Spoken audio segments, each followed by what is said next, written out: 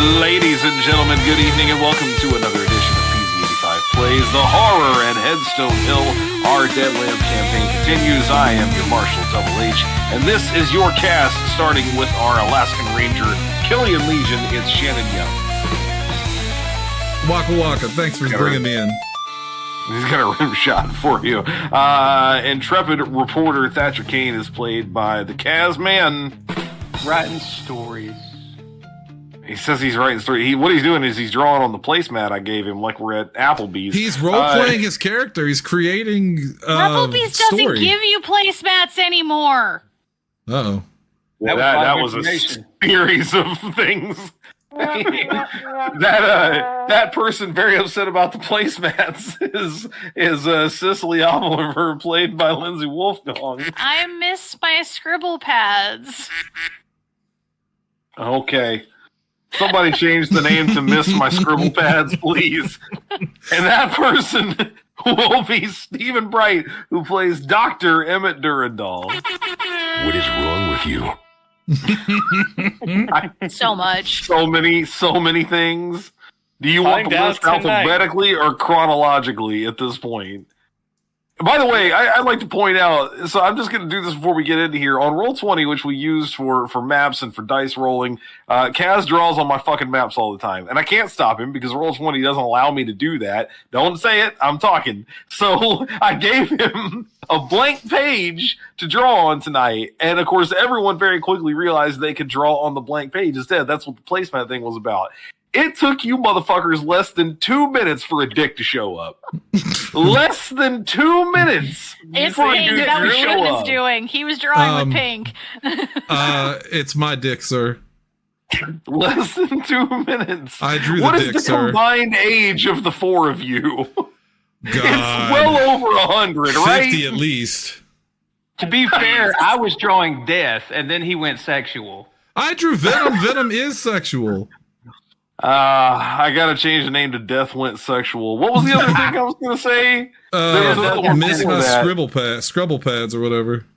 Yeah, Death Went Sexual. That's obviously Shannon's name. Yeah, that's fair. And I think if we're talking about average ages, Shannon's bringing it down a lot. Yeah, but medium. I'm gonna get rid of recoil on the toilet. Oh, sorry, Steven. Ooh.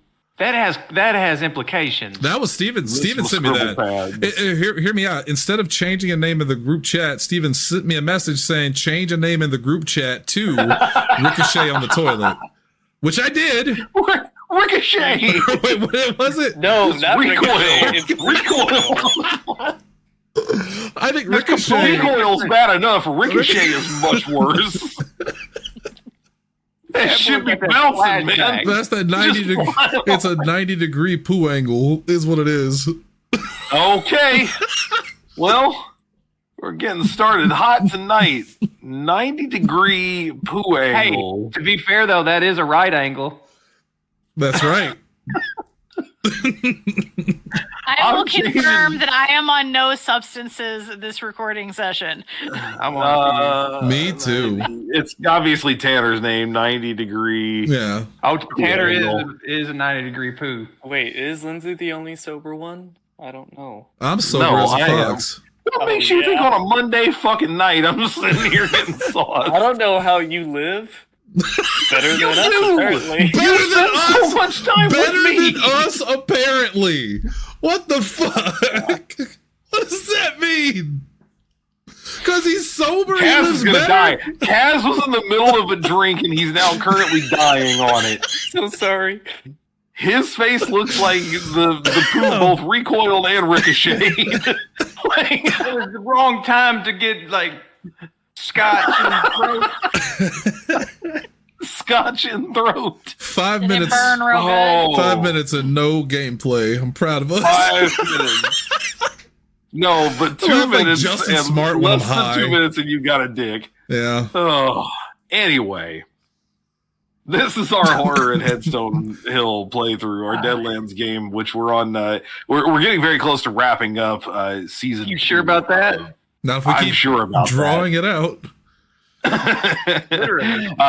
Last week, our posse finally made it back to Headstone Hill. They got their they managed to unlock Agent Regis' safe. They found lots of interesting information.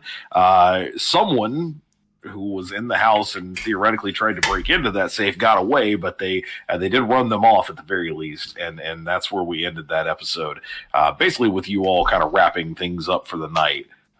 Well, I guess technically we didn't fully do that. You were around the kitchen table of Agent Regis' rented house, which you are now renting from JD Nolly, taking a look at the documents and such. So rather than just skipping ahead into the night, let's just pick up right there. 4 of you are seated, standing, whatever you prefer, around the kitchen or the dining table, basically, where all of the things that were found in Agent Regis' safe are laid out there. I can quickly recap what all that is if you guys need. Yes, or at least please. just give you a brief idea. Okay. Oh, man. So in Agent Regis' safe, you all found some Wasatch Rail stock certificates worth $4,500. These are Agent Regis certificates. They look like they have been made out to him, like he has some stock in the Wasatch Rail Company, which of course is currently trying to move into this area. There is a telegraph from Governor William Hale. I'm not going to recount it word for word. They heard it on the show last week, but you can see the full version of it in our chat there. And I will recount whatever you need me to. I'll go over whatever you need me to, etc. You also found basically a little black book belonging to Agent Reach with a handful of pages with interesting information written on them. Where you previously found the combination clue for his safe, you now know that sheet of paper was torn from this as well. In addition to just notes and the stock certificates, there's also approximately $2,000 in U.S. cash. And there is a roughly 5 pound sack of ghost rock ore, broken pieces of ghost rock that can be used for various purposes. Quite sought after, so not inexpensive as well. Quite. And that's what you all have found in the safe. Can I make a statement? So many words. Sure. I'd like to address this to Kitsune Fox on our Podbean channel. I know you're going back and listening to the old episodes, so at some point you're going to reach this point. And I just, from everyone here on the show, I just like to tell you that we really 100% love feedback, so keep it coming. And 2, we want to apologize for anything that we do wrong going forward. Because you're going to be trying to keep us will. on track. Yeah, because we are going to screw up consistently. So that is just something you will have to accept. But we recorded the show. Keep on correcting us. Yes, but keep on correcting us. Yeah, absolutely. We love it. Yeah, we record the show once a week for about 2 hours at most at a time. And then sometimes we take upwards of 6 months to a year in between when we do seasons. So there are definitely times where things get lost in the shuffle. I've got notes all over the place. I keep all my stuff digitally, but sometimes something gets missed. So it happens. And the chat and channel usually the chat channel where you share such like content that That's in a million between other the last things, show and the current show, I have to scroll through a series of Pokemon characters that one of them apparently looks like The Rock, but also a Ditto. A rock.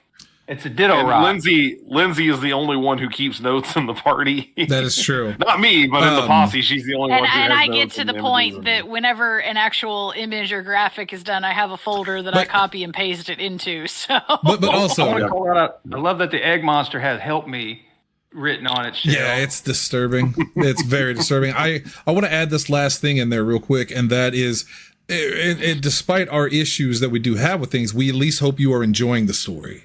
We assume because you keep listening that you're having fun listening. Yeah, we never get feedback, so I'll take criticism over nothing. We are the sum of our parts. We have can't tell you how many listeners we have globally, all over the world, and almost no 43. interactions. 43 in America alone. The continent. So thank you for reaching out and talking to us. And again, even though we may not do everything right, we at least hope it entertains you. And also, but really though, seriously, who the fuck are you? Who are you? That's where I knew this was going. What are you doing right now? Go right now. Those are the PZ85 Facebook group or page, whatever the fuck they call it. Go to the Facebook page. Identify yourself. Yeah. Anything. So that you can join the Michaelas and the Zanes and the Zeros. We want to do AMA with you. Wait, what if it is Michaela? Yeah. I would have a hard time believing that. I don't think that's the case. What if it's that guy that kept going to all of the Burger Kings and getting free burgers using the Podzilla email? That is a real thing that happened, by the way. We'll tell you some other time. We figured that one out, though. Yeah. So anyway, that's the stuff that is spread out. That's the stuff that's spread out for you guys on the dining room table. What you choose to do with that or how you choose to spend your night is up to you. I'm going to step aside and let you all step back into your roles here. Well, I mean, we already decided not to take the money because, Shannon won't let us. Because he's not dead, so technically all this stuff is still... Yes. Hunter, I'm a lawman. Well, he's missing. I shouldn't say you don't know that he's not dead. Exactly. You don't know that he is dead. Exactly. To be fair. So we can't take the man's stuff if he's still alive. And he's an agent just like us. I wouldn't let you guys rob him, you goddamn vultures. No one's robbing anyone. Don't you start, Dr. Frankenstein. Does that exist in this world? You guys spend money. Probably. Money. Yes, I'm going to say it does. Yeah. Wait, hold on. What year does this take place in? 1889. Okay, Frankenstein was written in 1818, so we're okay on this one. Yeah. God damn it! I was going to say Frankenstein was written a long time ago. I was, in full disclosure, I was thinking of Young Frankenstein, and I was like, well, no. It's 1884. Yeah. So. Okay. So can't get us on this one. All right. Either way. Is that out of copyright yet? Oh yeah. Oh yeah. Yeah. That's why he's in Castlevania. That's why Young Frankenstein existed and a bunch of other shit. That's why Castlevania had all of the Universal monsters basically because they were public domain. They didn't have to make one of their own. Who has time for that? Thank God. Anywho, I would say just anything in here that is a clue to lead us to our next point, we'll take that. But the money and stuff, all that good stuff, we lock it back up. It's not ours. I say we're looking into that secret society. No, we can't be locking it back issues. up. We got the password. It's fine. Yeah, we can get back in it. True. Worst case scenario. That's true. Nobody can take it, so, and it's already been proven that no one can take it. Would it be helpful for me to read through the clues, basically the things that you got out of there again? Yeah. Okay.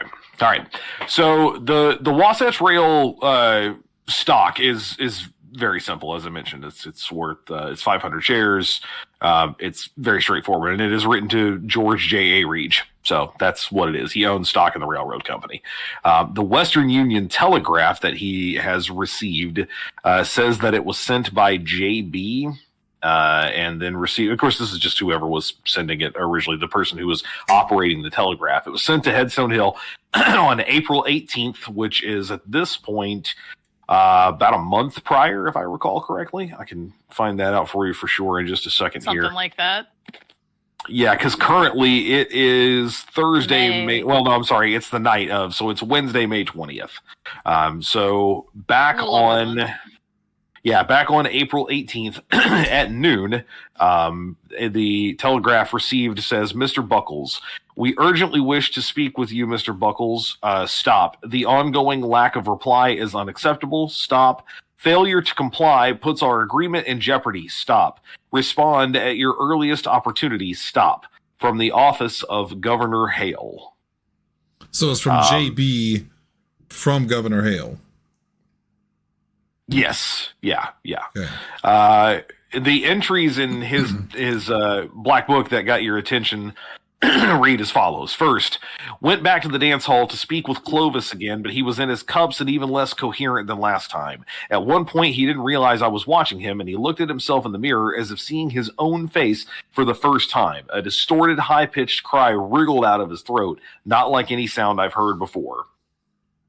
This country's rampant with outlaws. The most wanted ride in 3 major gangs, the Ghost Steel Gang, the Sage Dragons Gang, and the Little Rock Irregulars. Respectively, they go after cattle, banks, and rolling stock.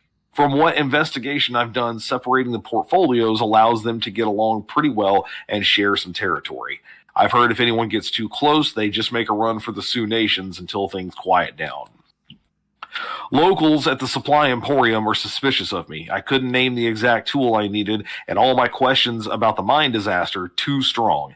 Damn it, George, keep your composure. It's true that Heaston might have been involved somehow, as horrible as it is to imagine, but I can't let them catch me out before I've unraveled it. Reminder to look into Ned Little at the Land Claims Office. He's tight with Heaston.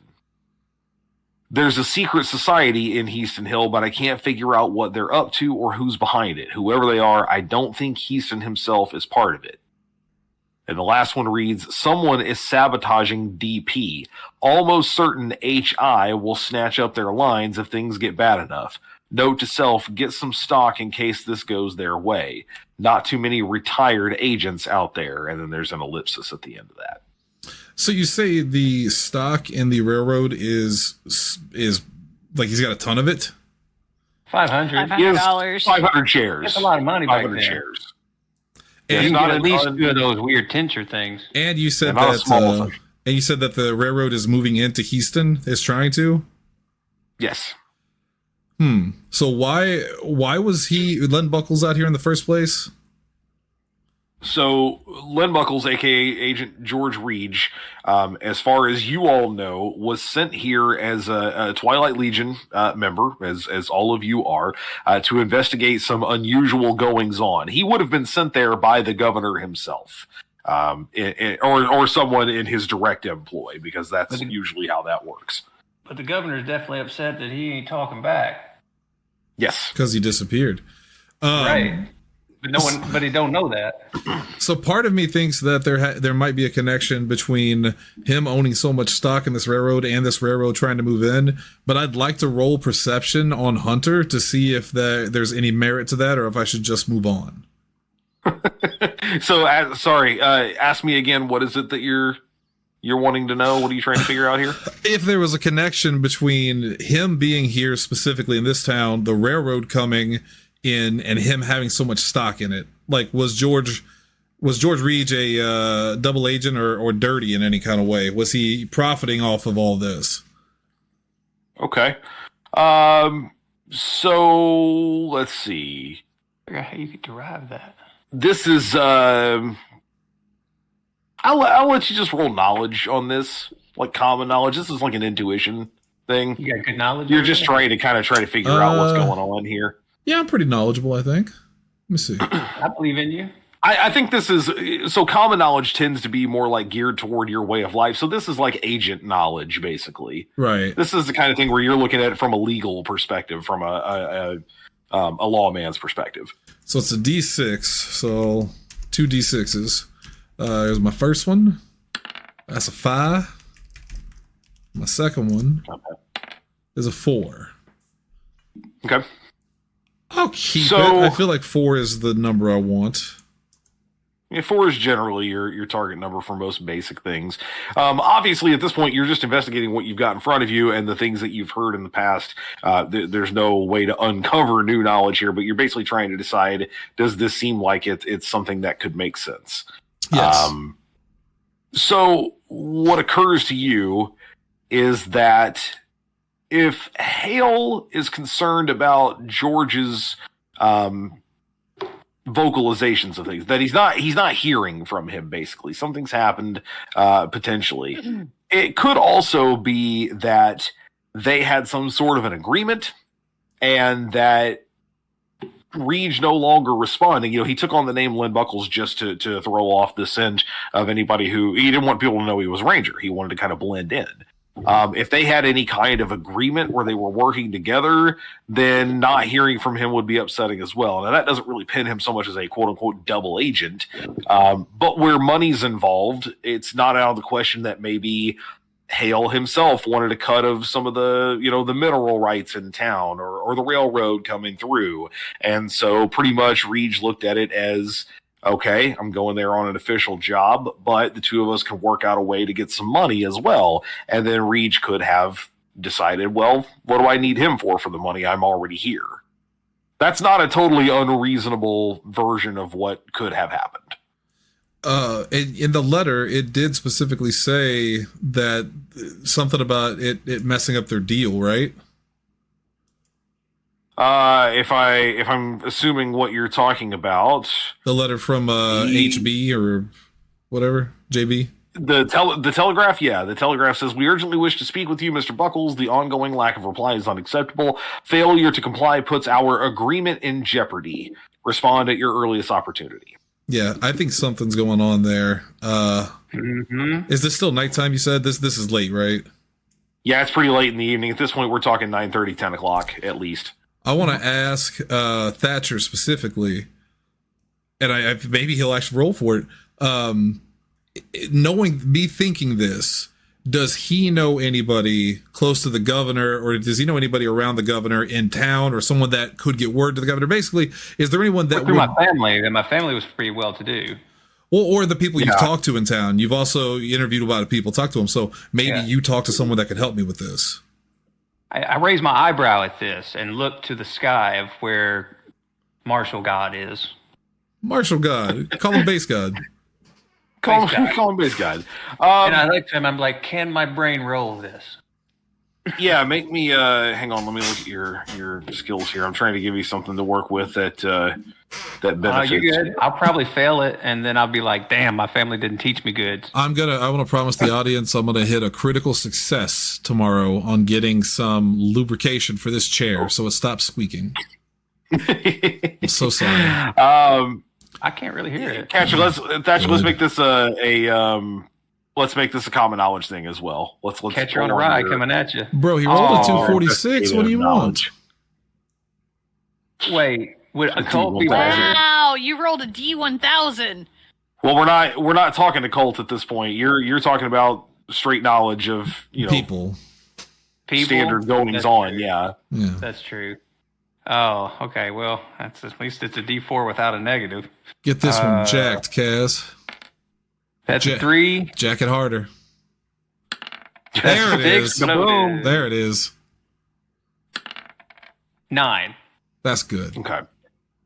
I dig deep. Easton Hill, while it might have some of the trappings of a bigger town, almost city-like, in that it has electric lights and that sort of stuff, isn't really big enough to draw that kind of attention. It's on the verge of it. Think of Tombstone. Yeah.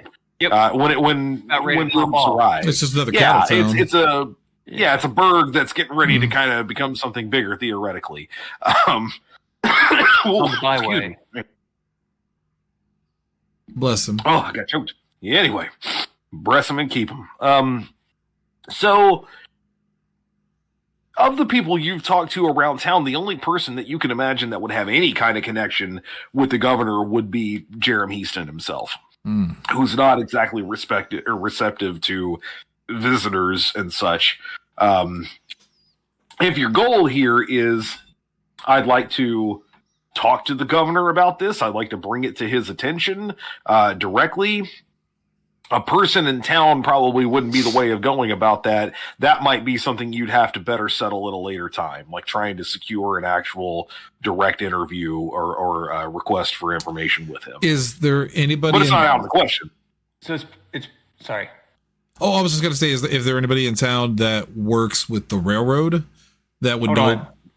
Yeah. Yeah, before we continue, like Heaston is the one that's really got some of this information that we need, but it's fair to assume he's not going to talk. So I'd be curious, it's nighttime right now. Maybe we just settle in for the evening, but I'd like to head by, what's this place called tomorrow? The land claim place, and talk to this Ned Flanders fella. Oh, okay, hopefully. Ned Little. So you guys actually have Little. briefly encountered him when you were looking into Prospector Bob's claim, like when you figured out how to go to his place. This is somebody you talked to at that time. Yeah, so you have previously encountered familiar dealings. And to my question, yes. I'll follow up on Kaz's knowledge was just that, is there anybody that works for the railroad in town? Like anyone that is a big wig for them that could have knowledge? So surprisingly, thus far, no. But a big part of that is that they're not building directly into town. The goal doesn't seem to be to build like an actual station in Heaston. If they were to build it, it would be kind of on the edge of Heaston, basically. So they just want tracks to go through, basically. Yeah, they want them on the periphery. They want them basically somewhere between themselves and the bench itself, the Terrytown bench or Headstone Hill, whatever it is you want to call it. At the very least, you do know, actually, the two of you that were just doing this, this is a weird way of going about it. Let's make some notice rolls. Okay. So, like, I notice his face when he says it, and I go, wait a minute. These are research based, Thatcher. I know you're going to ask, so yes.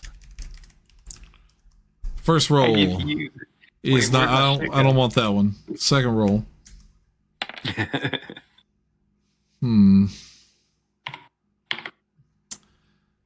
Tempted to re-roll that, but. But this isn't investigatory, right? That's something different. Wait, I have a +2, so that's a 7. I'll keep it. Ooh, there. Sure. Yeah, this is investigatory. I'm going to let you pull on your knowledge of what you've seen around town, basically. All right. Well, that's a funny looking strike. Okay, Benny. She never gave him so many bennies. I got like 7 of these some bitches. I need to He literally put all of his points into it, man. Yep. It's also why he dove headfirst down a hole and almost broke his fucking head. So, I mean, and survived. You split the difference. See my arm? I remember the time. 6. Gotta keep that 4. Yeah, he's got a 6. Okay.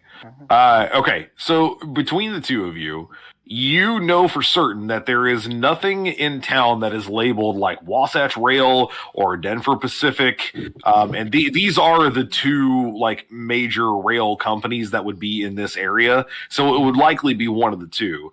Thatcher, you in particular have heard, well, no, I guess technically you rolled higher on this one, Killian, so I'm going to give this to you.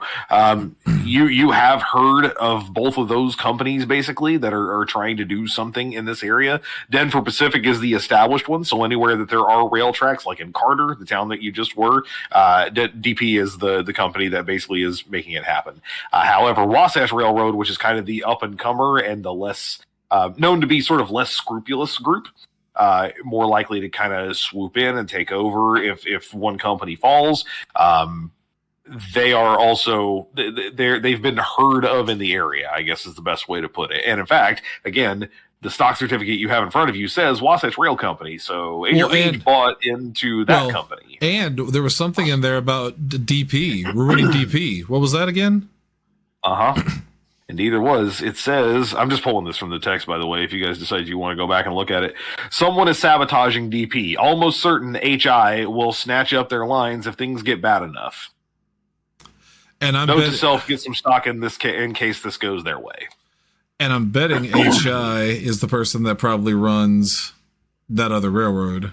Would I know? In fact, oh, okay, yes. Yeah, I can just tell you up front. It's called Hellstrom Incorporated. There's a man, last name of Hellstrom, who is one of those kind of like right below the president, like the way you talk about an Elon Musk right now. He's that kind of guy, known for unscrupulous doings and biddings and such. Okay, so. And I'm saying this as everybody's getting ready to go to bed. Like, clearly they don't want to hear me out, but it's Charlie at that part where he's putting stuff on the board. So, right. So Reed bought stock in a company that he knew the other company was being sabotaged. And he bought stock in the other company because he knew this company was being sabotaged and that this guy was going to pick up the rights to it. That they're trying to do, and that the governor said something about their deal being broken if he doesn't talk to him. There's some kind of, I don't know if this has anything to do with him going missing, maybe it does, but there's some kind of corruption here between the governor and probably Heaston himself and everybody involved. I'm almost sure of it. I just haven't put all the pieces together yet. And everybody's like grabbing an apple for bed and putting on their hat. That's what I do. Apple snack. That's what I do. back in the 1800s, that was you had an apple before bed. Before bed, yeah. I do. Well, it's first apple at the time. Because there's actually two beds. Like, you go to sleep for 4 hours, you wake up and commune with each other, eat a couple more apples, then go back to bed. Yes, this is the life. This is the life of the podcasting donkey. Yes. The life of the podcasting donkey. Should have named the show that. God. Well, I'm going to name somebody that right now. So I'm saying this out loud. I'm saying this out loud about the donkey and the Heaston. That means that you need to go night, son. I'm saying this out loud about this conspiracy. Thatcher hears me say this conspiracy theory, and he loves conspiracy theories. Would he have anything to add? Anything that he would know from his knowledge of games and tricks? Games and tricks. I am being included in this buffoonery, and I enjoy it. I can safely say at this point, you guys you're rolled out on this one in terms of information that I can hand over. You helped us. Just Mars was like, shut the fuck just up. off the top of your head. That's the much you can do, as much as you can deduce about that very specific thing. But what if I deduce it with Dr. Durandal? Oh, you don't want that. We'll go down the rabbit hole that you wouldn't believe. In fact, I do look at Durandal as he says that, and I just kind of go, no, I shake my head. I'm going to go to bed. I can't with you. It's like, nope, too desperate. Can't with you. So while you're focusing on that, I'm kind of focusing on this list of gangs. Uh-huh. And it's the Shadow Dragons are the ones that do the bank stuff, right? Was that the Sage Dragons, if I recall correctly? I'll go back and Shadow look. Dragons is cooler. So it said, it says the most wanted right in three major gangs: the Ghost Steel Gang, the Sage Dragons Gang, and the Little Rock Irregulars. Respectively, they go after cattle, banks, and rolling stock. Ghost Steel's going for now. So, if I remember correctly, the individual that ran from our place was wearing a hat of the Asian persuasion. Yes, I hate the phrase Asian persuasion, but yes, it was. I don't care for that. Yeah, it was more. It was more of like a rounded top and like a rounded brim as well, like an all the way around, almost like a sun hat. Yeah. Okay. But yeah, it definitely had an East Asian influence. Because if they were messing with our safe, because we didn't take it down to the basement, and in my brain, I'm thinking, okay, does this fit the description of someone from this gang is the one who broke in?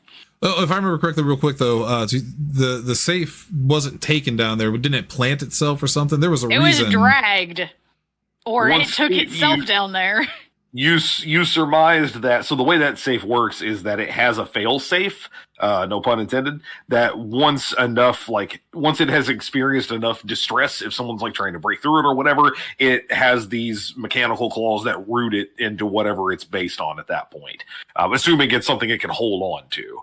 And so you surmise that it had been moved through the house down to the basement where theoretically someone could mess with it without being seen, like through a window. I gotcha. But in their effort to mess with it, that it rooted itself into the basement ground. Because again, the basement is more of a cellar. Like it's literally dirt floor. It's got dirt to dig into rather than the floor itself. Correct. Yeah. Yes. All right. Well, let's get back to our story or part here. But I did want to ask you, speaking of gangs, did you ever see that the Muppet, one of the Muppet films that had come out, I think it was like late 90s, late 2000s, it was called Gangs of New Pork.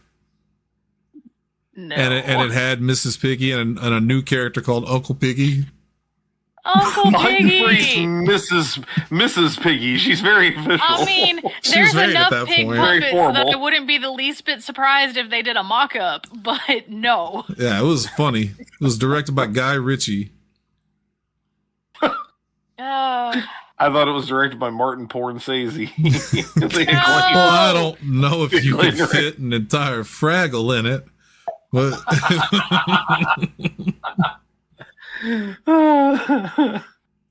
okay. I'm done. We're doing so well. Yeah, no, that's all I would bring up with the group, that it might be someone from one of those gangs that broke in.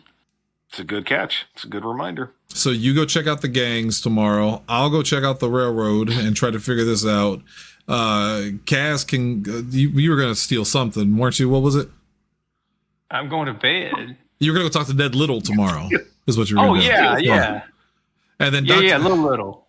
And Dr. Durandal, just kind of look you up and down. You just follow whoever. I don't know.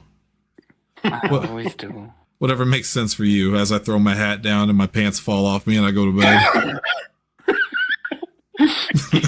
You wander back behind the curtain like the mayor from Blazing Saddles. Your pants just keep inching down. Work. By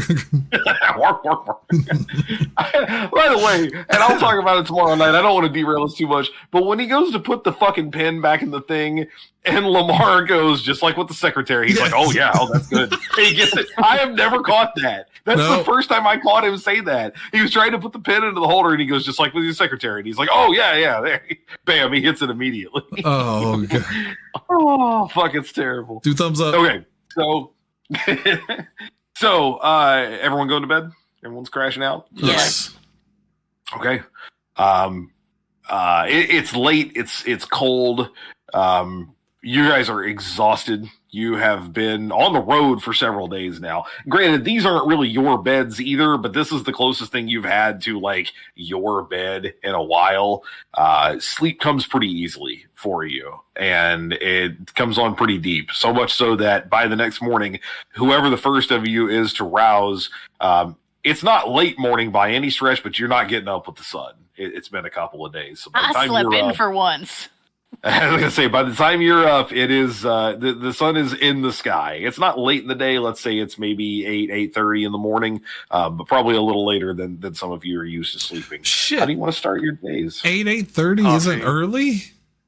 I said at the earliest. When you're on the a earliest farm, you person get to up get at like 6, if not 5. Yeah, he the said earliest getting up is that person. You said 8:30 was sleeping late for people. Good lord. For one of you. For Fern, it is. So Fern took Because I'm getting my ass up. I'm always the first one up. Lucky if I'm up by 10. I am moving you all back over to the map, by the way. Please don't draw in it. We actually need to see the map this time. Kaz? This time. I will let him see. I want you all to be able to see what's going on here, because you're going to need that list of things and places. So basically you can tell me where it is you want to go and what it is that you want to do. Remember, you guys are on the far end of town, basically up there around 30, if I recall correctly, up in the top right of the map. Yeah. So yeah. So the next morning comes up. I'm drinking coffee, lots of it. Tell me how you want to start your days. Coffee, lots of Drinking it. Coffee. Going over my notes that I tried to scribble down before I passed out eating my apple last night. Napple. Napple. Yeah. So that's how I'm doing. Kind of like how people read the paper. I'm writing for it. Yeah. That's fair. I woke up. The apple was actually still in my mouth. It was like a mouth guard, basically, at that point. Like a suckling pig. So I wake up, I take my apple out and throw it in the trash. It was a good apple. I love this tradition. Sat in your mouth all night. Yes, it gets nice and brown when it's in your mouth all night. And you're the apple sleep, the sleep apple tradition. I see. Sleep okay. apple tradition. Well. Yeah, sometimes I think we're just coming up with names for fucking emo bands from 2002. The sleep apple tradition. And the apple sits in your mouth like a spit roast, and while you breathe at night, it heats it up, so it's nice and brown and warm when you get up. And you get a nice bite out of it. Oh and then you move on. Then I get the coffee. I'm getting rid of Mormon-sized cereal. That was a good one too, though. Apple. Shelby's name is my little boy hog, and I can't get rid of that one. It's just fucking me up so much. No, you gotta look for different ones. While you do that, I was curious what maybe, the sleep apple tradition, if that is actually a thing in real life. And it's new. It's an unrecognized phrase, but it does say it could relate to the ancient English custom of apple wassailing, which is basically... I know what wassailing is. Yeah, wassailing. Yeah, that's the yeah. closest they could come up with. You go around and you wassle. it's the singing. Yeah. You wake up the tree. Wassle. There we go. We're wassailing. Not waffle. Waffling. No. He does love a hot buttery waffle. Or butter you. So, we getting some breakfast? This yes, bad. please. Yes. Well, I had this delicious brown apple, but I guess I could do some regular food too. You might want to get something a little more than an overnight apple. We can't do more apple names, man. Come on. We're gonna have the whole apple tree going. We're just gonna be the apple tree at this point. It's the core to our storyline. Oh God, these apple jokes. Oh, wait, where's the land claim? So I'm heading that way. Well, are you guys wanting to get breakfast together, or you want to go do stuff? What are you going to do here? I think we should get breakfast together. It's getting dangerous around these parts. Solo. That's true. Some people don't like us around here too. So plus, there's werewolves and it's all kinds of stuff. You'll recall that breakfast is really mainly a couple of options. One of them is. Well, so Deputy Cafe and Cigar Store is more of like an evening cafe. It's more of an after dinner kind of place. Yeah, so you have previously been to Angel's Corner, which is kind of the 24-hour cantina, more or less. You've been to Nolly's, which is literally a grub counter. That's where you get those meat pockets. The miners get those on their way out of town. And then there's the bakery DiBianchi. That is more of what I'm looking for. I feel like that's more breads and pastries. It's very. I could go for some warm bread. It's very straightforward. So let's bread it up. I'll show you where DiBianchi's. I'm sure that they've got more Western lattes. Western lattes. Hopefully they have DiBianchi's taken out here. There it is. You pretty much have to go quite a ways across town to get there. Isn't that where we're going though? Hopefully if you want to. They can save me some trouble, and hopefully they'll have some pre-browned apples in stock. Wait, out of curiosity, pre-brown apples. Where's the land claim at though? The land claim place. It is. Give me a second. I'll find it for you exactly. Because I haven't. I'll have to find the exact location. I tell you what. Let's near it. Let just save you some trouble. If I recall correctly, it's somewhere in this approximate area. So it's one of those places. I got good feet. Yeah, something like that. Save us some trouble. Yeah. Okay, so we're going to DiBianchi's for breakfast. Pizza. Yeah. Yes, we're going to DiBiase's. DiBiase's place. Got to hit that music. Oh God. Let me look something up here just so I have this right. I want to make sure I don't miss this. DiBiase quotes.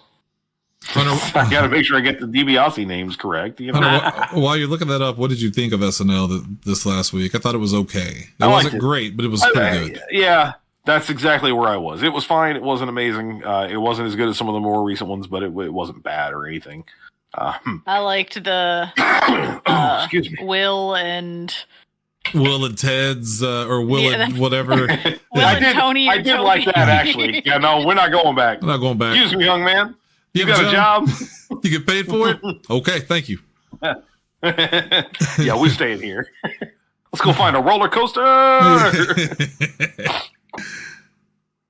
So we'll hand wave the walk over there. It's fairly straightforward. People are getting ready for the day. I will say that as you guys are walking through town, something feels off. It feels a little more tense. Mm-hmm.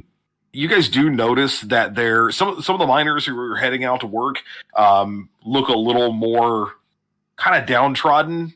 And it's not just like midweek tired. It's like it's mental exhaustion, not physical. Some of them who are kind of chattering a bit with each other, and then they kind of button up. It seems like when they walk past others, you notice are wearing pins that say TMU, like the letters TMU on them. But they're all very much like in a hurry. You see everyone is kind of all, no matter whether they have one or not, they're all heading up to the bench for their daily deal. As you get closer to where the bakery is, you do occasionally hear somebody use the phrase "the Italian bakery." It's what everyone calls it. They don't really go through with the proper name, but you guys have met some members of this family before. The DiBianchis you have heard in time, or really the Bianchis. It's actually just Bianchi.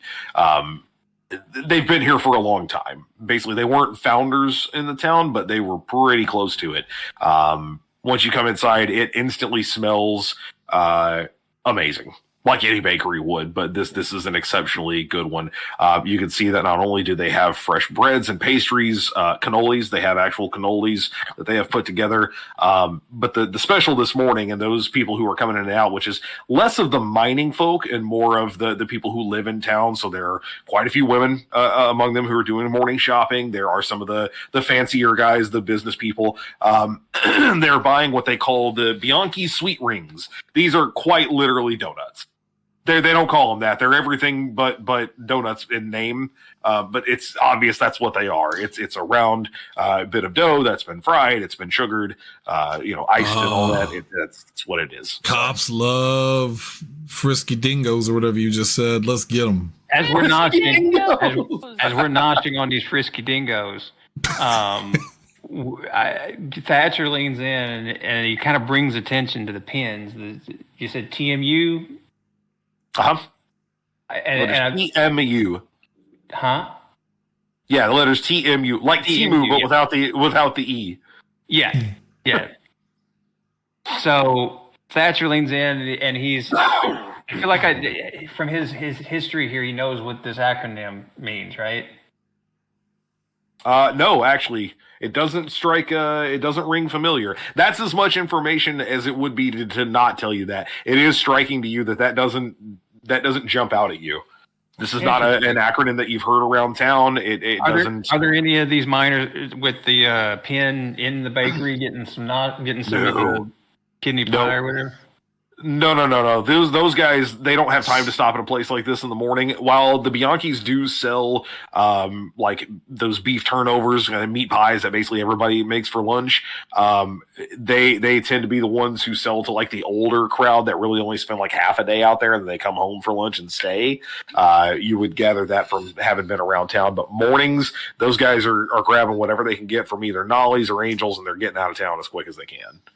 Well, it's probably not the secret society, seeing how they're wearing a button, but it could be related to a secret society, right? Potentially. And didn't they say? And there is a secret society in Heaston Hill, but I can't figure out what they're up to or who's behind it. That's from one of those letters here. Yeah. It also ends with whoever they are. I don't think Heaston's part of it. Right. It sounds like it might be something perhaps in opposition to Heaston. Yeah, like someone trying to strike Heaston down from the inside. And we don't like the motherfuckers, so I would be interested in learning a little bit more about this. It would have to be a secret society, considering that he owns the town. So, you definitely couldn't say anything out loud. Not in this day and age. You guys are I'm assuming, purchasing some donuts. Yes. Oh, what were they called? Frosted rings? Sweet rings. Sweet rings. Bianchi sweet rings. Yeah, sweet rings. Oh. They're 5 cents a piece, for the record. And I've got like $200. Oh my God. Let me figure out the math here. You do not need. This is where the campaign ends. Yeah. The campaign ends. You're like a hamburger dude. What? There's just one long shot of Gillian sitting eating donuts one by one. All the donuts in the world. The next morning, Cicely comes in and goes, "Did you eat 1,000 donuts?" And he goes, I think I'm blind. Oh, fuck. Anyway. And then Durandal and Thatcher fall off the roof and go, "Good day." Good day. As you're going up to the counter to make your purchases, at first it doesn't look like there's anybody back there, but you can hear this like loud, kind of high pitched voice. And sure enough, when you get around the corner, there are two really dark haired, like black raven haired little Italian kids, one boy and one girl. They both look like they're about 6. One of who is on the other one's shoulders, so that they can, like, the girl is sitting on the boy's shoulder so that she can reach the counter. She looks up and she goes, "I know you. You're those guys." Hi, And he kiddos. goes, shut up. And he like shakes her. She's like, stop it. I'm going to fall. Mrs. the Menace. Y'all need a really tall coat. Yeah, The kids want to hear about the ghosts we saw the and other a third night? kid. While they're talking about all that, But the And you werewolf see that them we both killed. like shudder, and occasionally the girl leans down and like hits the kid below her. She's like, Pietro, hold me still. And he's like, shut up, Angela. He keeps telling her to shut up as they're like tottering. for the record, while they're doing all this, my character is shoveling donuts into his mouth like Garfield and then lasagna. Turns out donuts. This is the first time he's ever had one. He's never had a donut. They don't get them much where he's from in Alaska. So he is hammering. Well, he put $1. We're gonna get fact check on that one. Fact checked on that the one next for thing sure. you're gonna get is Kitsune Fox donuts were actually introduced to the Alaskan territories in 1880. Actually, donuts are Alaskan goat bread. Ghost bread. Right? Alaskan goat bread. Yeah, I heard it as soon as I said it. That's not good. Oh, Okay. That's it. Mini donuts. Wait. The kids are trying to take your money. I trust you guys to subtract whatever you spend on donuts. Yes. I have so much money for donuts. I'm scared of how many donuts I can eat. Luca, eventually the eldest of them, he was the only name you got the first time. He kind of comes through. It looks like he's actually trying to keep the peace and get people the stuff that they need or whatever. He's like, "What are you guys doing here?" Breakfast? Eating donuts. He kind of like shrugs and he's like, "As long as they're charging you," and then he kind of makes his way back toward the back. But it very much looks like the kids are running things right now. Where are your parents? I say in between double rings, like Sonic. Here, The boy who's holding up the girl. Well, okay, I'll just names. You've heard him at this point. Pietro, who's got Angela on his shoulders. Pietro from below. You hear him go, "The funeral!" And she's like, "Don't say it like that, dummy." Oh. Who passed? Angela looks you dead in the eye and she goes, "Our big brother. We didn't know him very well, though." And it's very just like little kid, very straightforward, like Mouthful of she's kind of donuts. unfazed. How do you Oh, die? I'm sorry. You hear Pietro go, because he was a bad guy, and Angela goes, "Shut up, Pietro!" And then she almost does fall and like leans on the corner and has to like push herself back up and tries to get her balance back. Oh, that was the older brother that was part of a gang or got into like bad shit. Wait, I'm gonna lean into Fern and ask, did we kill him? No. Oh, okay. Luca walks by in the background and you hear him go, "I don't even know why they're having a funeral. There's no body to bury." And now Angela tells him to shut up too. So this kid has been declared dead. Without a body. I'll remember this. Anyway, they charge you for your donuts. They're not forthcoming with anything that you're not asking for. So I'm not pretty done much with you're the in the way donuts. now. So they're like, "Move." I'm sorry. understand. I'm a paying I can customer. understand why They're kids. Killian likes donuts so much because technically this is the 80s, right? 1880s. Technically, donuts at this point in time were actually about the same age, if not younger, than The Simpsons for us today. Donuts were I just invented assumed you in were the going to say they were like made with 1800s, around cocaine or 1850s. something. I didn't know where that was going.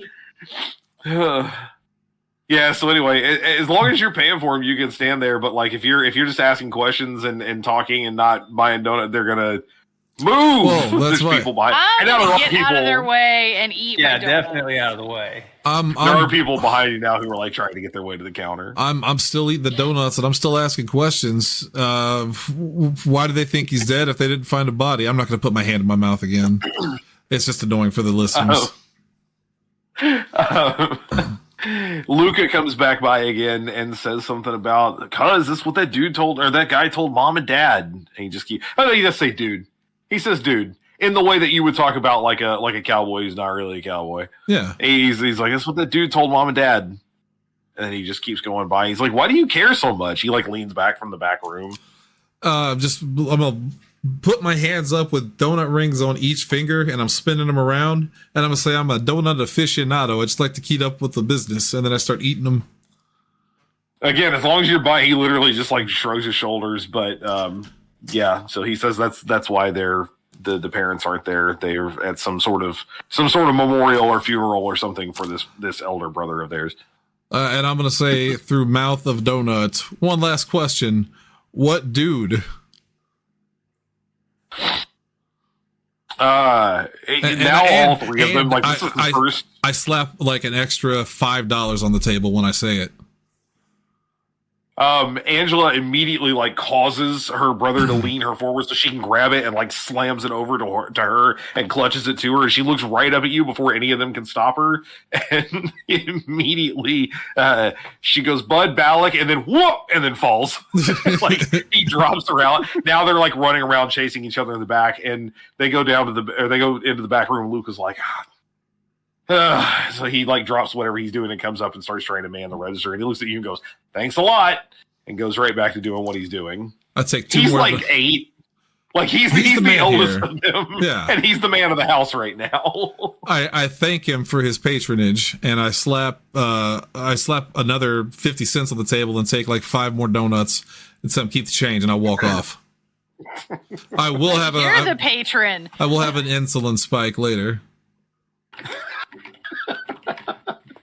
I need you to add the hindrance diabetes to your character sheet. That was a lot of donuts.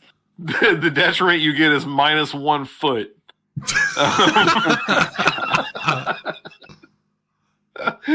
Off Killian's leg or elsewhere. All right. Done. So anyway, that's what they have to share about that.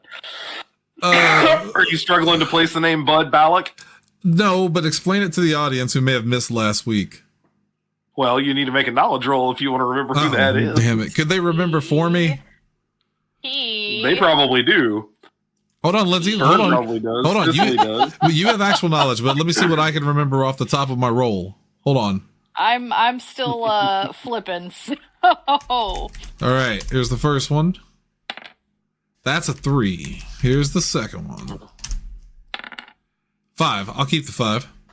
I know something. That sugar high. That sugar high almost got to you there. Please get the donut off my map. That sugar high. I fucking warned you. I'm gonna clear every bit of it. I'm doing it right now. It's Please all get going. that donut off. Guys, I'm trying to get a good roll. Anyway. I found it. I know the answer. Okay, go ahead. I did a good job. He's the leader of the Ghost Steel gang. Yes, he is. Yes, Bud Balak is the leader of the Ghost Steel gang who you all fought the werewolf with. I do remember this, yes. Who you ultimately chose to free. Oh, so I'm putting it together in my head. Their brother was one of the werewolves that got murdered. Was one of the people that got killed. That you guys cut the head off of. He's not just one of them. Because you remember seeing him as he transformed back before he went, and you remember that the werewolf, when he died, had extremely dark hair and very much Italian features. Oh, John Jacob White was an alias for Antonio DiBianchi. So we did kill him. In fact, I've kind of walk over and I punch Fern in the arm just a little and goes, "We did kill him." And I explained to them that the kid that died was that person. Why would you tell them that? I stop and look at her and look around and go, I didn't tell them that. I didn't tell them we killed them. I'm telling you that they. I'm telling you that we killed them. You're a very cruel sheriff. My God. Tormenting children. There's so many things wrong with that sentence. He's not a sheriff. Yes. I'm explaining to them, Fern, not that I told the kids. I didn't look at the kids and go, oh, yeah. I told the kids. I was very confused. Yeah, I knew your brother. I would like another donut. We blew a hole through his chest. And then I dismembered him. Dynamite at him. Yeah, I told him all of that. And then I ate more donuts with my blood-soaked hands. Yeah, so no, we definitely did not tell these children this. So, okay, now we all know the wolf that we killed is this kid's brother. So I immediately feel guilty. Don't feel too guilty. He was still a monster trying to kill us, right? He wasn't mean. The kids don't seem too torn up over it. Let's just not say That's anything true. in the presence of their parents if we come across them. He might not be a good sibling. Or maybe they hated him, and and we can get information if we tell them what happened. I mean, why don't you like him? Disappointed in them. You want to ask him since you're so like you've already got a rapport? They're at a funeral. Don't harass them at a funeral. Yeah, so I've got a pretty. I'm an investigator. I mean, a journalist. There is no place that is sacred ground. I have a good sugar rush going right now, so I don't want to go to a funeral and bring it down. But I will talk to somebody later about it. I want to know where they got these snazzy pins. I want to know where they got these fucking donut rolls. And I say as I chomp down the last one. Something awoke in Killian that day. Are all the people that's wearing these pins going to this funeral? Is that right? No. The only people you've seen wearing the TMU pins look to be heading. They're miners, and they're dressed like miners, and they're heading up to the mine. So. But they were the ones that looked sad. Not right? all of them are. No, not necessarily. It looked like everybody was kind of everybody, all of them, whether they had one or not, was kind of in their heads in some form or fashion. Gotcha.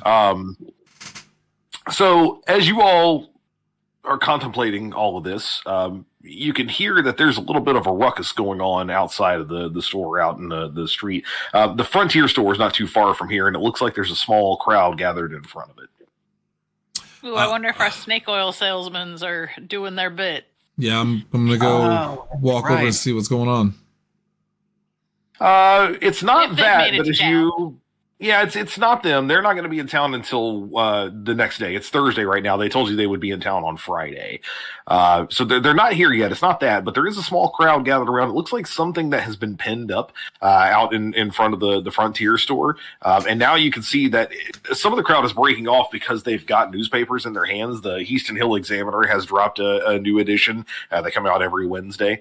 And the front page looks like it has something very interesting that people are reading kind of not frantically, but you could see that everyone's trying to get all this information at the same time. There is at least one copy that has made its way onto the ground if you want to pick it up, or of course you could always go and buy one. Okay, so you pick up the one that's been trampled a little bit, but you can still read it well enough. A horse discarded. Yeah, it's just discarded basically. On the front page, the headline reads, Prospector Bob prospects for Heaston. And the article is fairly simple. There's really not a lot to it, but it basically says that of all the classic miners in town, Bob Malone is the most well-known. He's been here the longest. He's the most respected. And now even he understands what it means to be a Heaston man. And there is a published letter. There's a published letter that reads, "To whom it may concern, I, Robert Bob Malone, longtime resident and prospector of Heaston Hill, am writing today to express my strong belief that the Heaston Mining Company offers the best hope for our community's future. Times have changed since I first struck out with a pick and a prayer, and I've come to realize that independent digging just don't cut it no more. The Heaston Mining Company provides steady pay, good tools, and protection for those willing to put in an honest day's work. I've seen firsthand how they treat their people, firm but fair, and I believe it's high time we laid down our stubborn ways and joined forces for the good of Uinta County.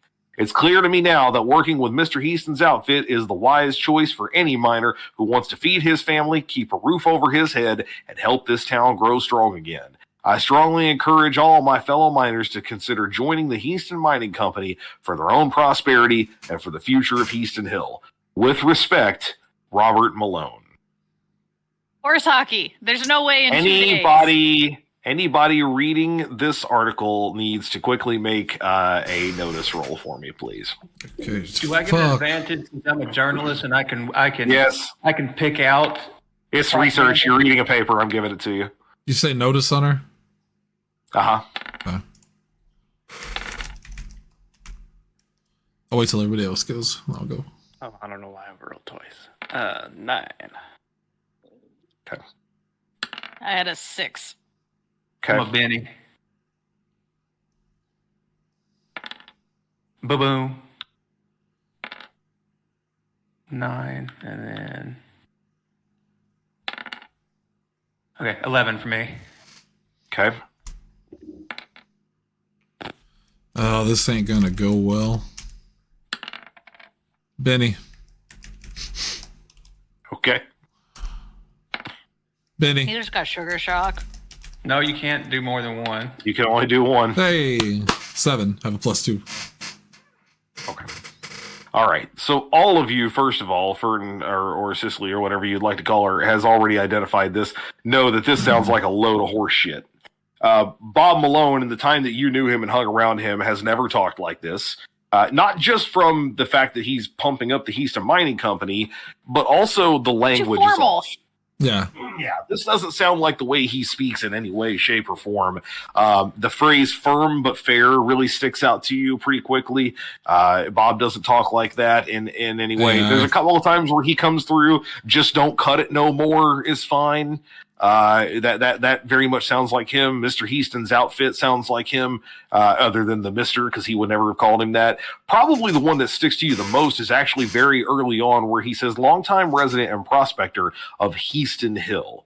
In the entire time that you talked to Bob Malone, he only ever referred to it as Terrytown, which is the original name of the settlement. It was only became Heaston Hill once Jerem Heaston came to town. So yeah, none of this sounds accurate. It also does strike you, and Cicely pointed this out as well, that you were just around Bob. It was 4 days ago, actually, at this point, but it was not that long ago for him to have suddenly decided to have a change of heart and write this letter out of nowhere. Yeah. I definitely know shit don't publish that fast. I'm still waiting for my check. Yeah, well, Again, this is the local paper. This is the Heaston Hill Examiner. Yeah, this is literally, there's not much to it. It's basically one side and then the other. So they got their own printing press. I say we put these other missions on hold just temporarily, and let's go see Bob real quick and find out what's going on with him. Well, hang on real quick. As you guys are having this discussion and you're looking over this article, you can hear that there are a couple of miners they've both got copies of the paper in hand and they're talking to each other. You overhear this conversation. One of them goes, well, I'll be damned, Turner. They got old Bob spouting company lines now. What'd you do? Threaten his mule? You see that the guy who said this is, in fact, wearing one of those TMU badges or pins, and the other one is not. He says, oh, Bob came to his senses is all. Maybe he got tired of the Union leeching off his gold without ever lifting a pickaxe. Now, the first guy steps up, and he says, Bob Malone donated his cut to the strike fund last winter while your boss was throwing drunks in the shaft to teach a lesson. Don't act like you know that, man.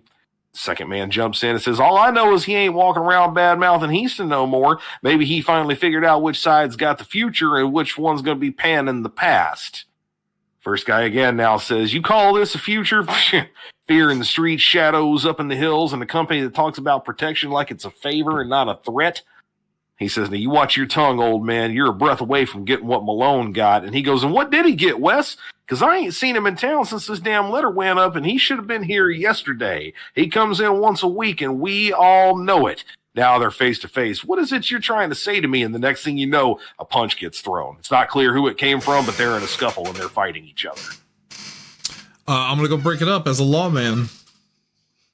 Okay, I'm going to need a strength roll from you to try to separate them. I'll let you make athletics if you prefer. I don't know. Let me find it, but yes, because I think as big as I am. Well, actually, it's not that bad. Let me see. But my athletics is better. So yes, thank you. Hang on, I'm sorry. I'm gonna. Yeah. Fuck it. I'll let you do it. I should have made it fighting, but you're not actually fighting. You're trying to stop a fight, so it's fine. I'll make it athletics. If it gets to the point where fighting is involved, I will roll that for you. I was gonna say, if you have to start throwing punches, that's a different story. Well, they don't want to go toe to toe with me. I'll tell you that. It'd be over for those hoes. Okay, first roll. For the record, ladies and gentlemen, I had a D10 and I rolled a 4. Mm-hmm. Good job. And on my D6, I rolled a 5. So I got a 5. Yeah, you're able to separate them. I mean, they're definitely pissed off at each other, but nobody's out for blood here, or at least not mortal wounds in any way, shape, or form. as you separate him, you kind of end up with the first guy who was talking. He's the one with the badge on him. You kind of have him closer, and the other guy kind of spits at his feet and turns around, picks up his stuff, and takes off on the way, saying something about, this is what Heaston's been trying to tell y'all. Y'all are all separated. We're trying to get united, and he keeps walking off. So you've got the guy who's got the badge, and he's still kind of struggling to get away from you, but he starts to calm down a little bit. So he has the badge on. The other guy didn't have the badge. Mm-hmm. Okay. Correct. Would I be correct in guessing that TMU is for Terry Mining Union? Could be. I let the guy go. Yeah, I'm gonna let the guy go calmly, and kind of pat him on the shoulder, not in a sarcastic way, but in kind of a, hey, you doing all right? And I'm gonna ask him, what the hell was that? What was that about? What was that guy so mad about? He lifts up the paper and shoves it out there, and he goes, it was about this crock of horse shit. That's what it was. Bob Malone would never talk like this. Oh. No, anybody who knows him would know the difference. He kind of looks over at you and kind of cuts you a glance. He doesn't say anything to that, but he recognizes that you must know him then. Yeah, I'll tell him that we actually helped Bob with a job just a few days ago. We were just with him, and he definitely, wasn't spouting this kind of stuff. No. Yeah. And ask him, how long has it been since Bob was seen? He says it's been at least almost a week at this point as far as anybody in town. Bob is known for making his way into town on Tuesdays to resupply. At the very least, he usually shows up on Tuesdays, occasionally on a weekend, on a Friday night to get a drink. But no one has seen him since last Tuesday in town. So it's been close to a week now. I'm going to tell them we're going to try to find him and see what's going on with it. And before I end my conversation with him, in case anybody else has a question for him, I'm going to look at the pin and just kind of, verify ask him what the TMU stands for. I haven't seen that around lately, before. He has no problem telling you that it is, this is the Terrytown Miners Union. The only actual miners still left in town after Heaston and his outfit busted in here. Well, we can tell him we saw him on Saturday. Also, didn't he shoot at him? Shot at you. He's gonna ask you immediately then where you saw him, if it was around his claim. Was he okay? Was he with anybody? He just starts kind of spitting questions. Do we have any reason not to answer these questions, team? I was going to say that shouldn't be to me. I don't think so. I mean, this guy, I don't think so. He's just a minor. He probably doesn't know anything, so I don't think it would be a trouble. We're not trying to hide anything. Yeah, right. Just kind of give him a heads up. It was at his claim, and we went with him to see the Logans for an issue they were having, and we took care of that issue. Then we had moved on. When was what was he doing when we left him? Being happy. Back to his, he was going back to his claim. Yeah, he was happy because we helped the Logans. Well, if he had beside himself with starvation. Does this guy know the Logans? He said the name vaguely rings a bell, but he's never met them. They were also anti-Heaston, if I remember correctly, right? Mm-hmm. We should. They seem to, yes.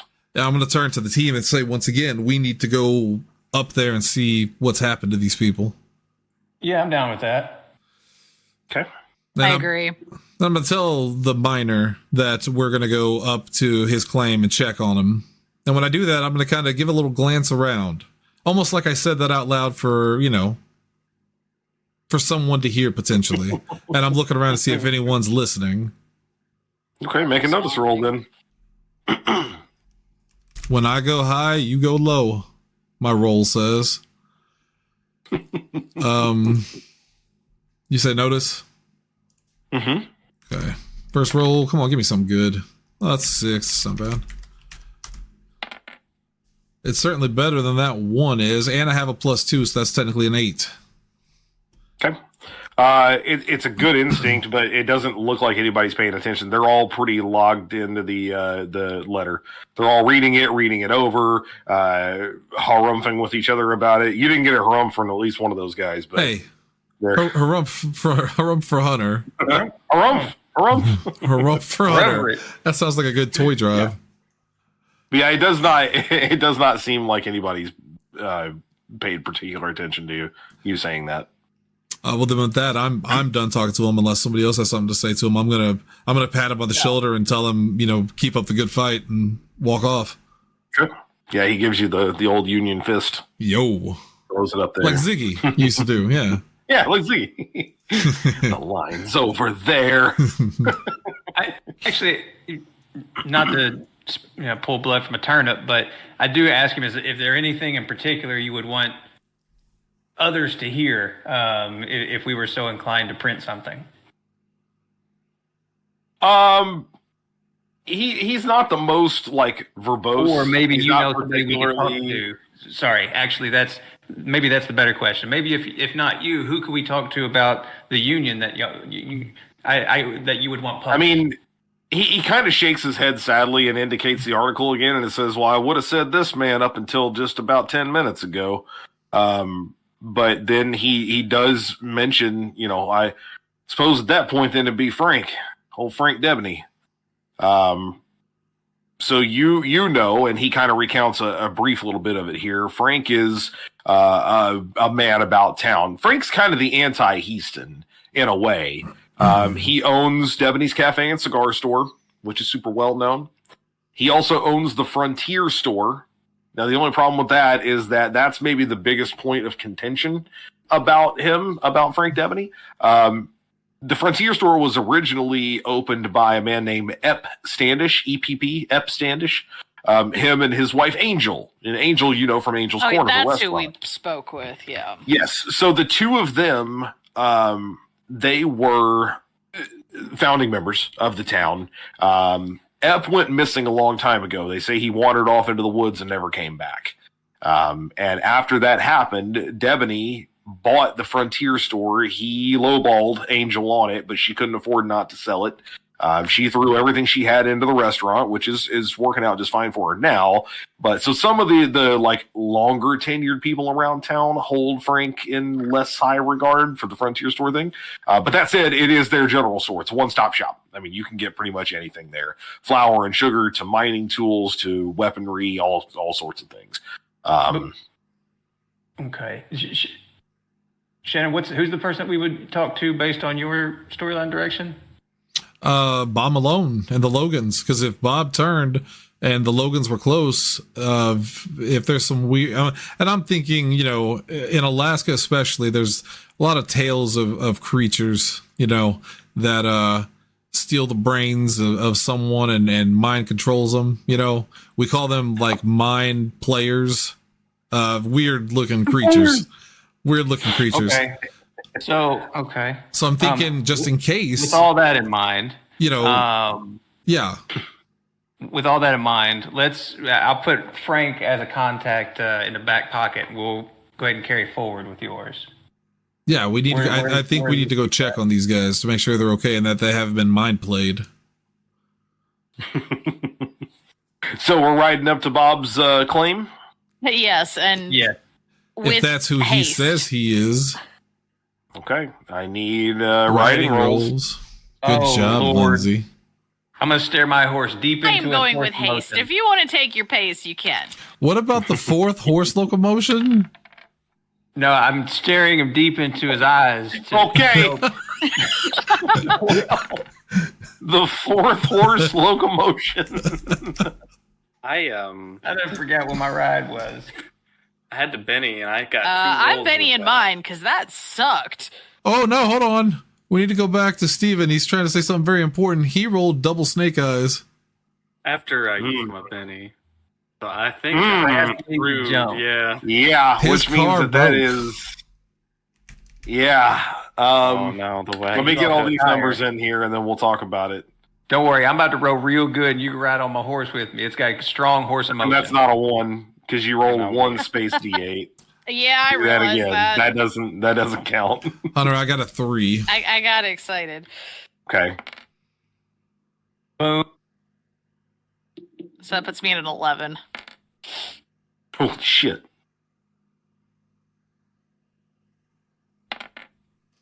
So what am I rocking here? We got an 11, a 3, Snake Eyes, and a 4. Yeah. Okay.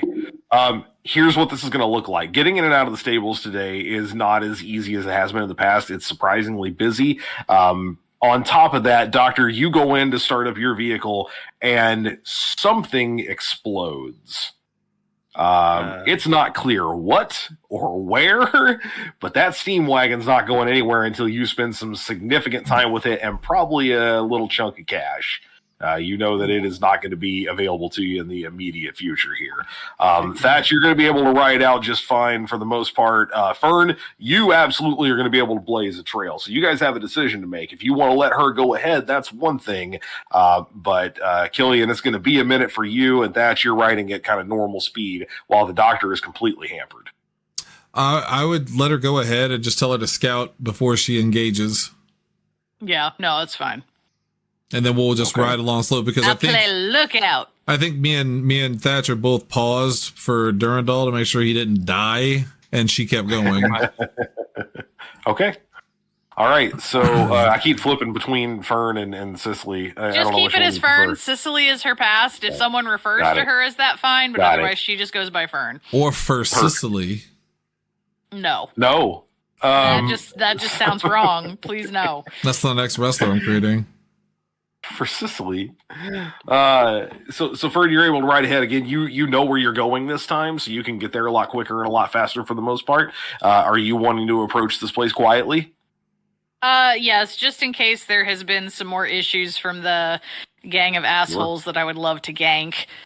Absolutely. I'm going to need a stealth roll then. Okay. Stealth rolling for her life. I just get to roll D8s on everything today. That was a shitty roll. Can my D6 do better, please? No, it's the same fucking thing again. Hey, guess what? I'm going to use another Benny. God, you guys go through Benny's like Killian goes through donuts. I know, but that's a shitty... See? And I did the same thing again. I did double 3s, and then I got an 8. Get another 8. That's what I'm... Do it again. It's a 10. I'll go with a 10. Roll your 6? Well... Yeah, I gotta roll my 6 still. Sorry. You better with that wild die. I get excited about the ones that explode. All right, I'll save that only clip a 5. Yeah. Okay. I get excited for the ones that explode. Not only are you able to make it to Bob's claim pretty quickly, but you are able to approach it from kind of a different angle that somebody might not expect, having not been there before. You sneak along through the brush, you stay quiet, you stay low, even though it is basically like late morning sun at this point, plenty bright out here, even though it is nice and cool. Not only is there no one to stay hidden from, there's no one at all. Bob's not there. No one else is there. I don't know if you have the survival skill, but if not, I want you to go ahead and make a check regardless. Oh, shit. I guess when I switched my thing, I got rid of it because I did have it on my other one. Oh. Well, I'm going to be at a disadvantage. Use your reverse time sheet button. No. Reverse time sheet? It unfortunately does not work that way. Wait, why is Thatcher rolling? Oh. He was thinking. Well, my wild die exploded, so that's thank good. you. Explode. So 9 minus 2, 7. You are reasonably sure that nobody has been here in days. Okay. Bob is out of dry goods. Like, most of his stuff is gone, is not here. His mechanical donkey has been stripped for parts. Oh shit! Like, if you were to open a part of it, like it's been torn down. It's not like the place has been ransacked. Nobody just ran through and threw stuff all over and thieved things and you might get that impression first from the mechanical donkey, but like, so it's too clean. It's almost like it's too clean. It's almost like he just packed up and left in a way, but in a hurry. At the same time, though, it doesn't look like it was like of his own free will. You know what I mean? His shanty is kind of like empty and gone. Yeah, most of his stuff is gone. Most of it's been in, whether it was packed up or not, it's just simply not here. It's almost like he abandoned the place. And you know Bob, even only having known him for a couple of days or whatever, well enough to know that that's not how that would work. No. In addition to that, as you start to move through his stuff to kind of see, you know, if you can get an idea of what happened or try to make some sort of an inference here, you find another scrap of paper that he's been writing on, it looks like. Now, you don't know his handwriting because you've never seen it before, but you would guess that this might be his handwriting, and it has been, as opposed to the previous letter that was written that was, printed, and so it was very official and everything. This one has been scribbled out with graphite, rewritten again. Parts of it have been rearranged. It's kind of shaky, so it looks like it's like maybe under duress, but it reads, "To the editor, we, the citizens of the fair city of Heaston Hill, have watched with great interest as a trading post rose from the foothills, burgeoning into the fledgling territorial metropolis we know today. There is no question of our good fortune, but as responsible residents, we must grapple with the issue of letting our greed get in the way of our bright future. April's tragic disaster stole 22 lives, and more have died since. So we draft this letter to humbly suggest a course of action that will cement Heaston Hill's prosperity for all time. The town council must, as soon as feasible, require by law that all, in all caps, miners of Terrytown Bench be legally bonded employees of the Heaston Mining Company. Mr. Heaston has brought electric light and a measure of riches never before seen to Uinta. Let us trust him to provide for all miners' safety and indeed the safeguarding of our entire home and legacy. To do aught else would be to invite catastrophe. Sincerely, Robert Malone." This sounds more like a lawyer wrote it, not Bob. Are we there yet? Do we hear this too? It is. At this point, I would say you guys can have arrived, save for the steam wagon. If you're going to bring along the doctor, he's going to have to ride on the back with somebody. We were going to leave him there so we could fix his busted ass clown car. It's going to take a bit. We'll come back to that. So yeah, we can leave him out of this scene. Yeah, the two of you were able to then arrive at this point after Fern has gone through everything and picked up this scrap. So I looked through this scrap. I'm going to hand the paper. Well, I was going to hand the paper to Thatcher and say, you look at this lingo and you tell me if Bob sounds this articulate. Right. Yeah. I'm thinking back on my time whenever we first met him, was dodging them bullets. Like, this dude was not a lawyer. So is there anything that I can derive? Have we heard anybody around here speak like that? Do we know any like lawyer types that we run across? You know a lawyer, I won't make you roll for it, a man by the name of Angus Deal. He was in Heaston's office when you first met him. It is. Yeah, when you first met him, when you went to Heaston Manor and spoke with him, Angus was there. He left afterward, and then you met him again at the land claim office. Actually, he's the one who gave you the directions to Bob's. Wait, right. Base. Wait, who's April? Do I know an April? No. Well, I was gonna say that was a month. No. The paper, it said the tragedy of April of the the month. I thought that was a person. Tragedy happened in April. I thought April's tragic disaster. Holy shit! I thought. Hear me out. Let me tell you what I thought. I figured out. I thought April was the name of one of the food places in town we had talked about, and I realized that was Angel. But I thought that they had plotted to murder all these people there and blame it on her as a way to push the mining company. I was about to jump on my horse and ride into town to stop the bomb from going off and killing 22 people. I was ready to be the hero. May. Yeah. So the thing that happened 2 or 3 weeks before you guys arrived, and there was a mine explosion. There was a cave in, and 22 miners were killed in the process. So I'll say it out loud. Sorry, real quick. Heaston at the time very much pushed this as, this is why you need to be part of my company. We provide safety. These were independent miners who were killed. Something happened. The independent miners, of course, at the time came back and said, yeah, because you sabotaged us. It was a back and forth.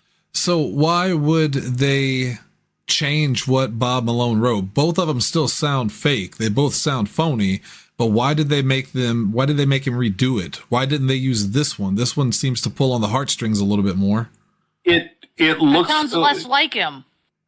So to be fair, it reads like this is a continuation of the previous one. So that the idea is to publish multiple letters from Bob saying these things. Now, any other indication that you make about it is completely on your own, but you would all get that just from reading it and comparing the two. I am going to take that and hold on to it, and then ask her if she checked on the Logans.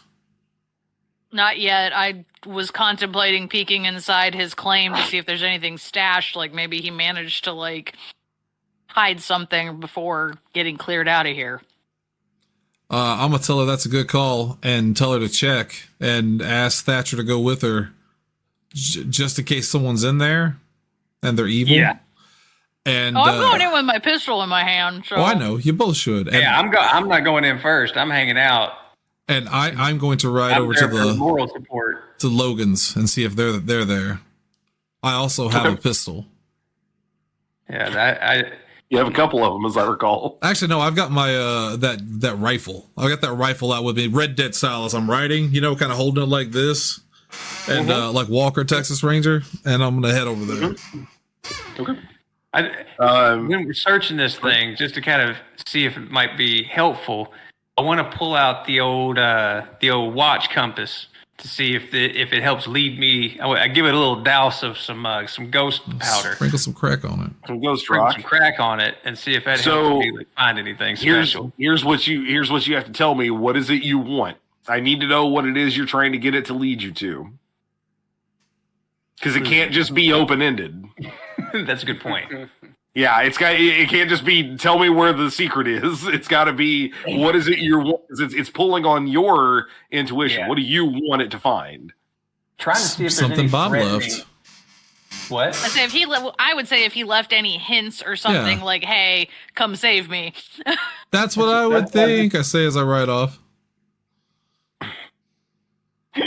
Does he have any journal entries or anything talking about anybody that's been visiting up here or asking him to like come work for us or like change your mind? Does he keep any type of records like that?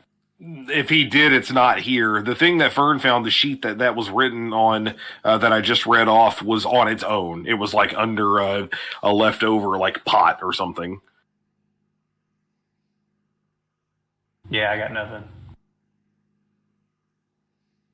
So, I mean, you can power the compass if you want, but I need to know what you're trying to get it to look for. Boy, I wish I had stuck around long enough to help him with that. Hand wave it. You're still here. What's happening? What do you want to do? Maybe have your magic compass thing look for something down there that has Malone's fingerprints on it or something that has his, I don't know, aura about it that maybe he hid for someone to find. I thought that's what I was saying, but yeah. Okay. You said, so basically, I don't know what you said, honestly. So basically, you want to use it as you go into his mining claim to try to find something he left behind. Yeah, something he hid, lived behind. Yeah. Okay. I'm gonna save you some trouble here. It's gonna point to the sheet of paper that Fern found. Sweet. Okay, so we need to move on. Yeah, we need to move on. Invisible. That's what it's got. I'm already on Make sure you're marking off some ghost rock for that, by the way. I'm already on my way to the Logans when they're doing this. Okay. Save you a little trouble here as well. The Logans seem to be going about their business. The father is basically preparing to head into their claim. The mother is with the kids. The sister and the her husband are also preparing him for the day. It's business as usual. They seem awfully surprised to see you riding up from the distance. And remind me, how far away were they from Malone? Not too far, right? Well, it was about a solid 30-minute. Well, first of all, you wouldn't have been able to ride. I should have pointed out. It was a walk. Time ago. you would have to walk. Remember, you have to walk up to his claim in the first place. So it's about a 30-minute walk. Gotcha.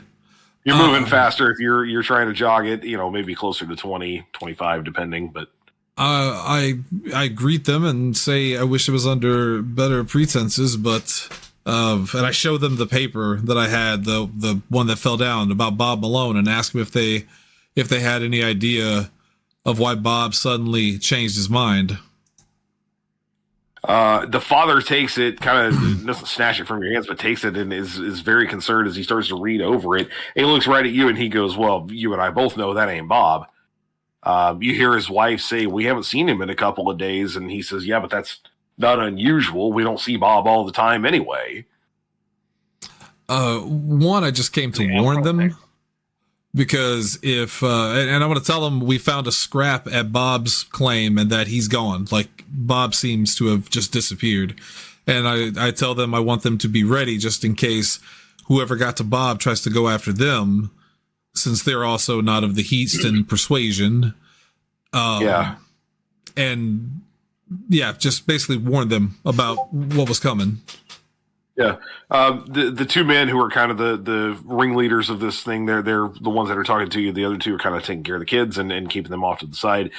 They pretty much nod in the affirmative. Thank you for this. Obviously, the father is very concerned about Bob and says, please let us know if there's anything we can do. Bob wouldn't just pick up and leave like that. You know him, maybe not as well as I do, but I know you know him, having spent time around him, and we're in debt to you anyway. So if there's something I can do to help, I'll gladly do so. I do want to kind of lean in and tell them, away from the women folk from here, and because it's the Old West and I'm a ranger.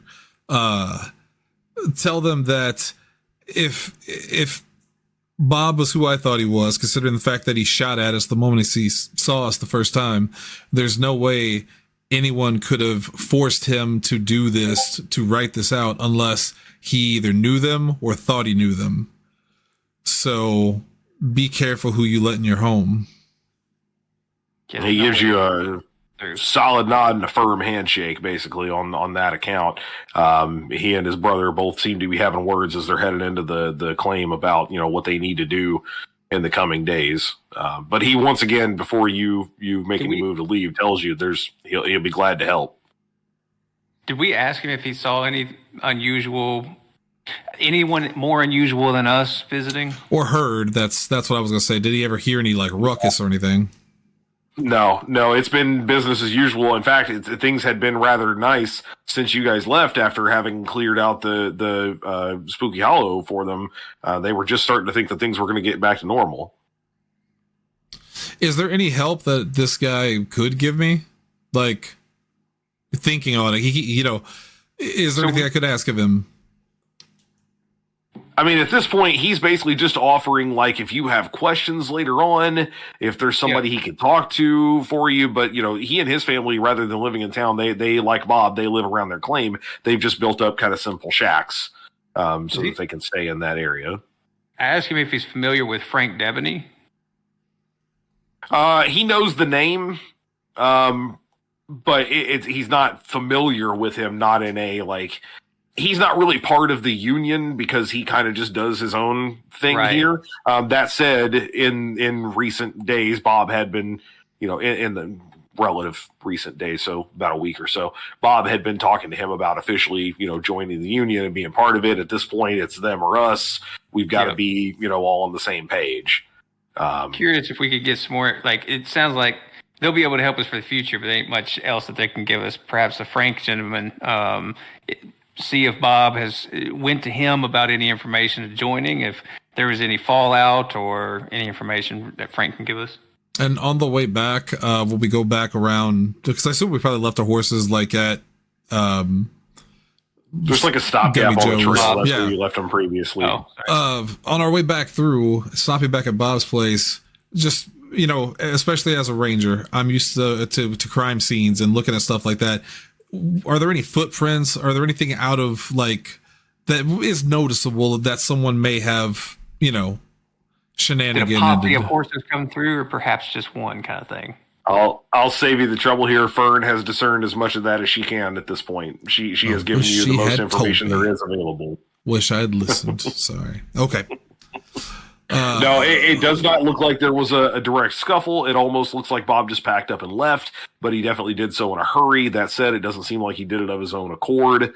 And it's been days. It's been days since that was the case. Let's go talk to Frank Dibiuk. Deputy. Debony. Okay, so we're riding back into town then? Yes. Yep. And I'll go check on Durandal and see if he needs help flexing the mechanical rod. Oh, God. Hang on. I got to change the name later. But first, as you all make your way back to your horses, you mount up and you start to head into town. We would truck up. We would pan up away from that and fly out over Heaston Hill as you ride back in with more questions than answers at this point. And that is where we're going to call it for tonight. Not close to the end of this season at all. We will stretch it out. Yeah. So you think. You're closer than you think. Oh. What was that phrase? Flexing the mechanical rod? Was that flexing the mechanical rod. I might have to lubricate it. Rise from the center of Heaston Hill, like that last boss from Fallout, where it's just coming up out of the ground. No. Cat's getting attacked. Oh, or he dropped a cigarette. I don't know what is happening. He's being hurt. Whoa. He's swinging. What was it? It's a fly. But it's a weird fly. It's a what? Those are the worst flies. It's a weird fly. It's reaction time. It's a very slow reacting fly, and it's weirding me out. Okay. It's one of those nights where every name's going to change before it's over. Slow reacting fly, did you say? It's been a wild couple of weeks, ladies and gentlemen. I'm going to get rid of foreskin lighting because I don't like that one at all. Please. Slow reacting fly. Hey, that's it for tonight's episode, but we will be back next week with another episode of PZ85 Plays Deadlands, the horror at Headstone Hill. Again, we are closer to the end of season 2 than you think. It's coming in the next few episodes. That's not all for this week, though, Shannon. Speaking of the Old West, tell them what we're doing tomorrow night. Shannon just pawned in Game of Life, unfortunately, but thankfully we're reviewing one of my favorite films of all time. It's the funniest movie I've ever seen in my life. I've laughed harder at this movie than I have before. Now, will that hold up now, years later, with all of the... It's Blazing Saddles. If you know, you know. There's... Will I still laugh or will I now be uncomfortable? That's the question. We're starting Mel Brooks May tomorrow. May. And Tanner will be on board to review Blazing Saddles. Yes, he will. I was going to just start singing, I get no kick from champagne. Anyway, so that's tomorrow night, and then Thursday, an all-new After Dark with a topic that I assume is somehow going to be related to Blazing Saddles. I was contemplating 5 comedies you love but don't stand the test of time. Bill and Ted. Rush Hour. No, I don't love Bill and Ted. The Jerky Boys. No, it was never good. That's not a bad idea. We'll talk about it. And then, of course, again, next week, another edition of the horror at Headstone Hill. But until then, for Shannon, for Lindsay, for Kaz, and for Steve, and I am your Marshall Double H. Union Strong. Later.